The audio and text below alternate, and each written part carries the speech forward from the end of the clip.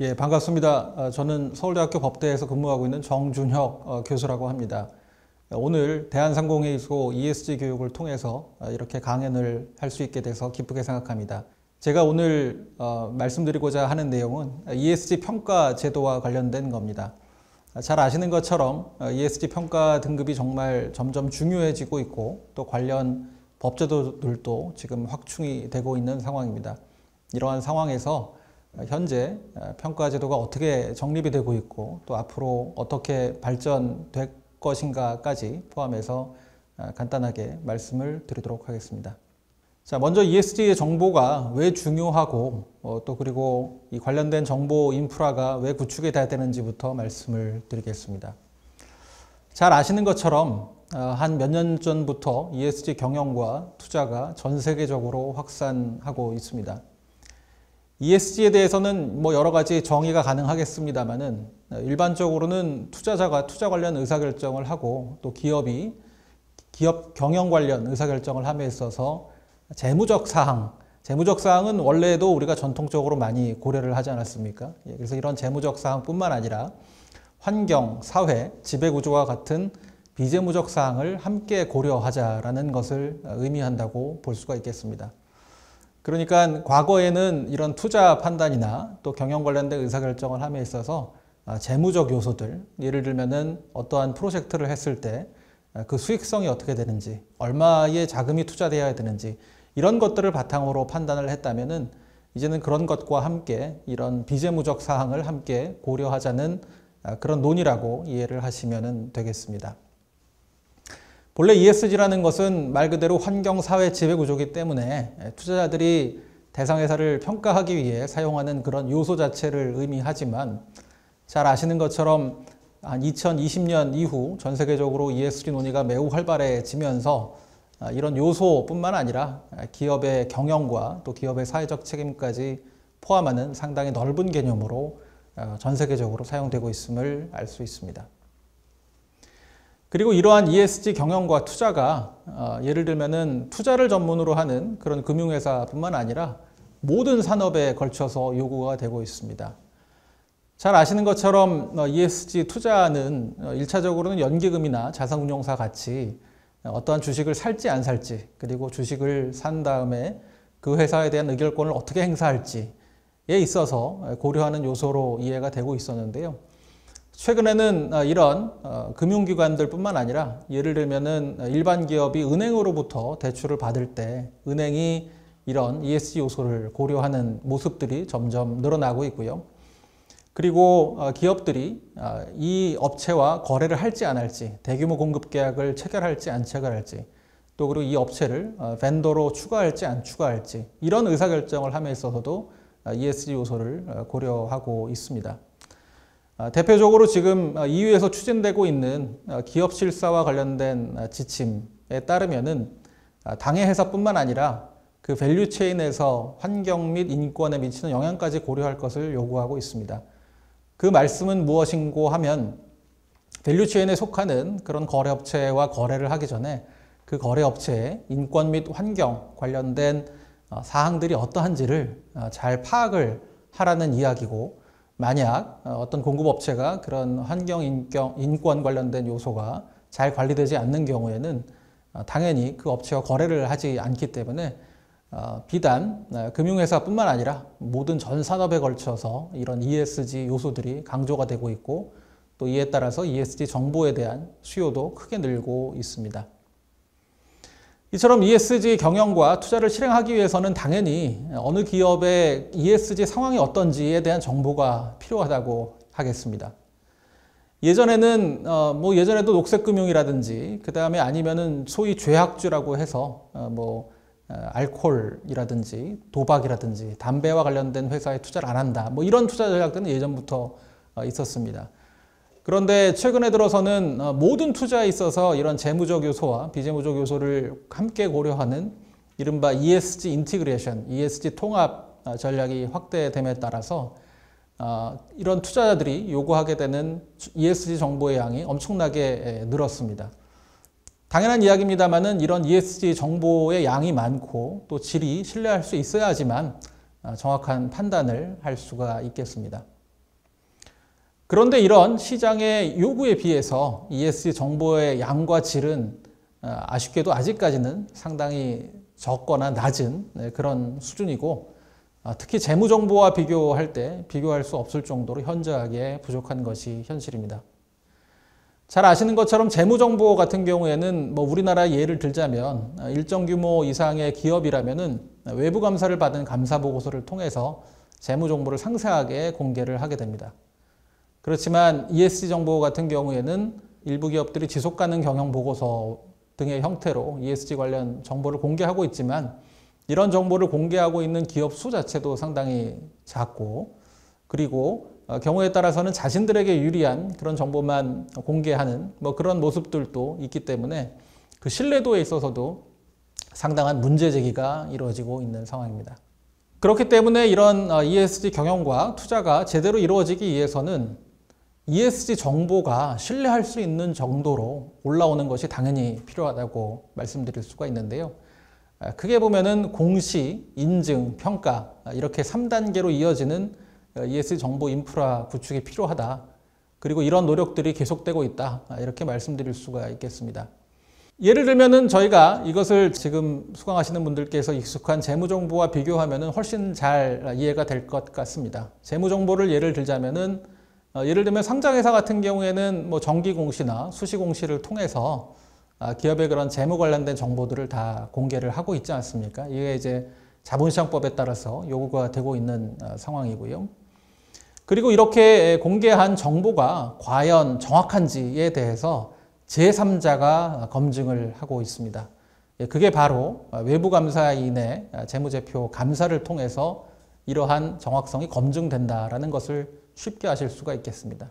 이렇게 필요한 재무정보가 공개가 되고, 또 그리고 외부의 제3자가 그 정확성에 대해서 인증을 하게 되면 그 정보를 바탕으로 증권사들이 이 기업의 향후 주가 전망에 대해서 발표하기도 하고, 또 신용평가 회사들이 신용등급을 발표하기도 합니다.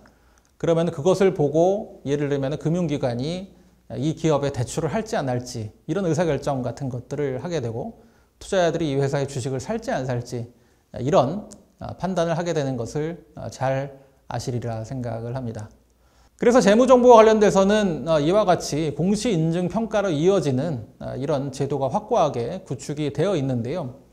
이것을 똑같게 비재무정보에도 그대로 구현할 필요가 있습니다. 이렇게 비재무정보에도 구현이 돼야지 비로소 ESG 정보에 대한 신뢰도가 올라가고, 그리고 ESG 경영과 투자가 그런 합리적이고 객관적인 정보를 바탕으로 이루어졌다. 이렇게 판단을 받을 수가 있겠습니다.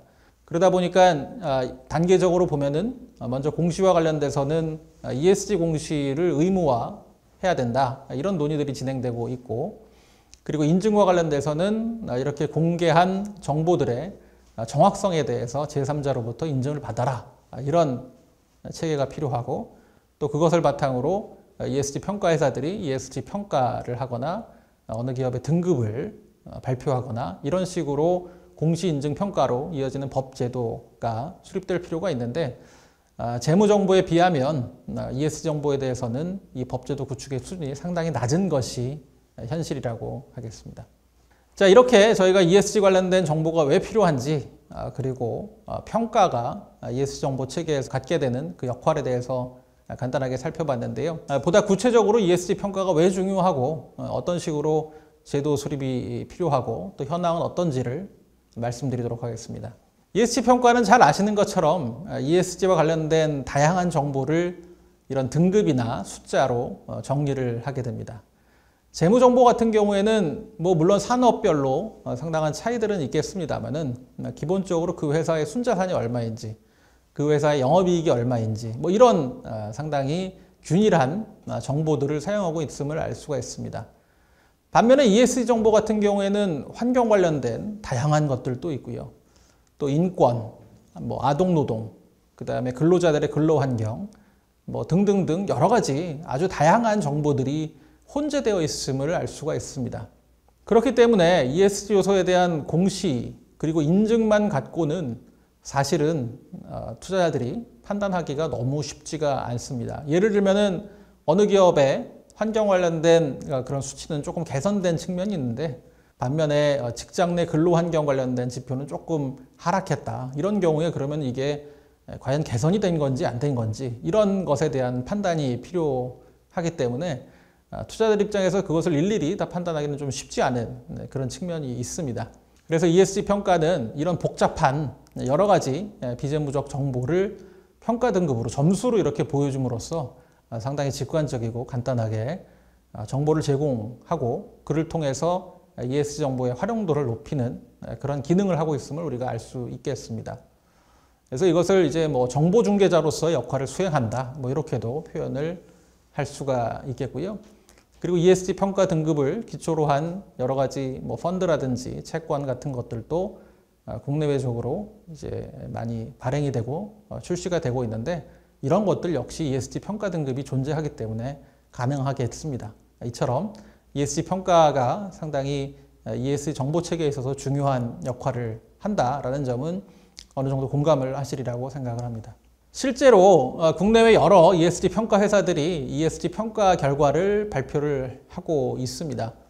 예를 들면 우리나라 같은 경우에는 주요 ESG 평가 회사들이 한 몇 군데가 있고요. 또 그리고 해외에도 마찬가지로 주요 평가 회사들이 있고 한국거래소가 운영하는 ESG 포털 사이트를 한번 들어가 보시면은 여기서 우리나라 회사들의 평가 결과를 확인할 수가 있습니다. 제가 이 발표 자료에 한번 삼성전자와 관련된 그 평가 결과를 이렇게 올려봤는데요. 여기 보시면은 여러 기관별로 그리고 또 연도 그리고 여러 환경사회 지배구조 요소별로 이렇게 뭐 A, B, C 이런 등급으로 하든지 아니면 뭐 0점부터 100점까지 점수를 매긴다든지 이런 방법을 통해서 일목요연하게 정보를 전달하고 있음을 알 수가 있습니다. 자, 그렇지만 이런 ESG 평가에 대해서는 사실 다양한 비판이 존재하고 있는 것이 현실입니다. 먼저 첫 번째로는 그 공정성과 투명성에 대해서 조금 그 의문이 있다. 이런 비판들이 있는데요. 예를 들면은 평가 기준이 뭔지 잘 모르겠다. 이런 이제 비판을 들 수가 있겠습니다. 뭐 예를 들면은 뭐 미국 같은 경우에 여러분들 잘 아시는 테슬라 같은 회사가 전기차를 생산하기 때문에 ESG 등급이 좋아야 되느냐 아니면 나빠야 되느냐 뭐 이런 것에 대해서는 사실 평가자들마다 생각하는 그런 기준들이 다를 수밖에 없겠고요. 그리고 이 평가 산업 자체가 사실은 그 역사가 길지 않다 보니까 혹시나 이해상충 가능성이 있는 것은 아니냐. 그렇기 때문에 이 평가 등급을 조금 신뢰하기 좀 부족한 것이 아니냐. 이런 문제 제기도 있고요. 역시 이 평가 산업 자체가 역사가 그렇게 길지 않다 보니까 평가 회사가 과연 제대로 평가할 수 있는 이런 인적 물적 설비를 갖고 있느냐 이런 거에 대한 문제 제기도 있고 또 사실은 평가와 관련된 가장 큰 비판 중에 하나는 평가 기관별로 평가 결과가 너무 다르다는 겁니다. 그러니까는 어느 평가 회사는 뭐 A를 줬는데 다른 평가 회사에선 C를 준다든지 이런 식의 모습이 발견이 되다 보니까 이 평가 결과에 대해서 이게 얼마나 이게 신뢰할 수가 있는 거냐 이런 문제 제기가 자연스럽게 등장을 하겠습니다. 예를 들면은 신용평가 같은 경우에는 신용평가 회사별로 그 차이가 거의 크지가 않습니다. 반면에 ESG 평가 등급 같은 경우에는 차이가 크다 보니까 좀 일관성이 많이 부족한 것 아니냐 이것을 우리가 그대로 써도 되냐 이런 의문들이 존재를 하고요. 그리고 아까 말씀드린 것처럼 여러 이제 복잡하고 다양한 그런 환경, 사회 관련된 또 기업 지배구조 관련된 여러 가지 요소들을 단순하게 하나의 등급, 하나의 점수로 이렇게 나타내다 보니까 이게 너무 단순하다. 예를 들면은 어떤 회사의 ESG 평가 등급이 높다고 생각을 해서 투자를 했는데 알고 보니까 그 회사가 뭐 환경이나 사회 관련된 요소들은 아주 잘 대비를 하고 있는데 상대적으로 지배구조와 관련돼서는 투명성이나 의사소통 과정이 좀 부족한 뭐 그런 회사일 수도 있는 거지 않겠습니까? 이처럼 이게 너무 좀 단순하다 보니까 실제로 활용도가 조금 떨어지는 거 아니냐 이런 또 문제 제기들도 있습니다. 자, 이런 문제 제기들이 있고 그럼에도 불구하고 ESG 평가 관련된 정보는 당연히 ESG 경영과 투자를 함에 있어서 필수 불가결하다 보니까 ESG 평가 제도에 대해서 상당히 조금 우리가 제대로 수립을 하고 그리고 이것에 대해서 점점 개선해 나가야 되는 것이 아니냐 이런 생각들을 당연히 해야 됩니다. 그래서 이제 크게는 ESG 평가 제도에 대해서 진입 규제나 영업행위 관련된 규제가 좀 필요한 것이 아닌가, 이런 논의들이 있고요. 현재 ESG 평가 기관 같은 경우에는 규율되고 있는 법 규제가 없는 상황입니다. 이것은 우리나라뿐만 아니라 전 세계적으로도 ESG 평가 제도나 평가 회사를 직접적으로 규율하는 그런 법 제도들은 아직은 만들어지지 않은 상황입니다. 그래서 앞서 본 공시 인증 평가, 이렇게 세 가지 단계 중에서 공시나 인증에 대해서는 예를 들면 EU나 SEC에서 상당히 활발하게 논의가 되고 있고 또 법제도 수립도 진행이 되고 있지만 이 평가기관들에 대해서 어떤 법 규제를 적용할 것인가에 대해서는 사실은 논의가 아주 초보적인 단계에 있는 것이 현실입니다. 그렇지만 어쨌든 앞서 말씀드렸던 그런 문제의식을 바탕으로 예를 들면은 뭐 EU의 에스마라든지 그다음 미국의 SEC 또 우리가 아이오스코 뭐 이런 곳들에서는 이런 평가기관 관련된 법 규제 도입이 필요하다, 이런 주장들을 몇 년 전부터 하고 있고요. 저희가 만약 이런 제도 수립을 한다면 이런 평가회사의 신뢰도 증진을 위해서 장기적으로는 신용평가사라든지 아니면 투자자문사의 예를 따라서 일정한 요건을 갖출 것을 요구하는 것을 생각해 볼 수가 있겠습니다. 아까도 말씀드린 것처럼 ESG 관련 정보의 그런 수준이 재무정보와 비슷한 수준으로 올라와야지만 ESG 정보에 대한 활용도가 올라가고 또 시장의 신뢰도 높아진다, 이런 말씀을 드렸는데요. 우리가 잘 아시는 것처럼 재무정보에 대해서는 뭐 신용평가 회사라든지 투자자문회사들 이런 데에 대해서는 다 법제도들이 있습니다. 그래서 이제 비슷한 수준의 그런 요건을 요구해야 되는 것이 아니냐, 이런 논의고요.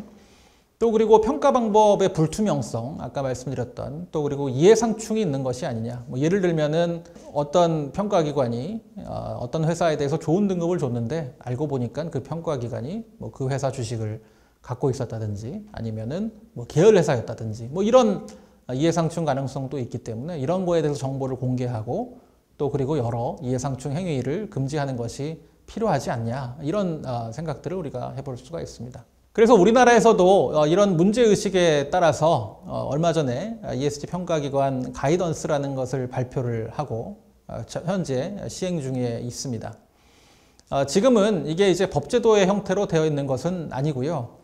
국내 주요 평가기관 3개사가 금융위원회 그리고 한국거래소 등의 그런 후원을 바탕으로 지금 자율규제로서 ESG 평가기관 가이던스라는 것을 체결을 해서 시행을 하고 있습니다. 이 강의 안에 나와 있는 것처럼 이런 평가회사들이 뭐 내부 통제 체제 구축이라든지 그 다음에 앞서 말씀드렸던 뭐 평가 체계의 공개, 그리고 이해상충 관리, 그 다음에 평가 대상 기업과의 관계, 이런 것들을 적절하게 공개를 하고 관련된 일정한 룰을 따르자라고 자율적으로 합의한 내용이다, 이렇게 보시면 될 것 같습니다. 아무래도 현재 ESG 평가 그 산업의 역사가 길지 않고 평가기관들도 현재 지금 여러 가지 평가 방법들을 또 발전시키고 이런 단계에 있다 보니까 처음부터 그런 강력한 법제도에 따른 규제를 두기보다는 이런 자율규제를 통해서 시작을 하고 있다, 이렇게 생각을 하시면 될 것 같고요.